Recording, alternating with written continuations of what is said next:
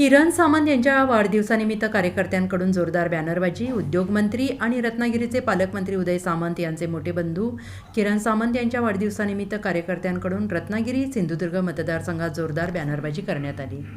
भावी खासदार, केंद्रीय मंत्री, किंगमेकर, राजकारणातील वजीर, आपला माणूस अशा विविध आशयाचे बॅनर सध्या रत्नागिरीत झळकलेले पाहायला मिळत आहेत.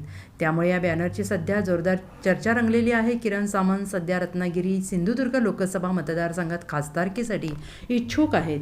त्यांच्या नावाची जोरदार चर्चा देखील आहे. तर भाजपने दुसरीकडे उमेदवार देखील उभं करण्याची तयारी दर्शवल्याने नेमकी रत्नागिरी सिंधुदुर्ग मतदारसंघातून उमेदवारी कोणाला मिळणार याकडे लक्ष लागून राहिलेले आहे. किरण सामंत यांच्या वाढदिवसानिमित्त लागलेले बॅनरची राजकीय वर्तुळात चर्चा रंगली आहे. किरण सामंत यांच्या वाढदिवसाच्या निमित्ताने पुन्हा एकदा रत्नागिरी सिंधुदुर्ग लोकसभा मतदारसंघातील राजकीय वातावरण ढवळणार आहे.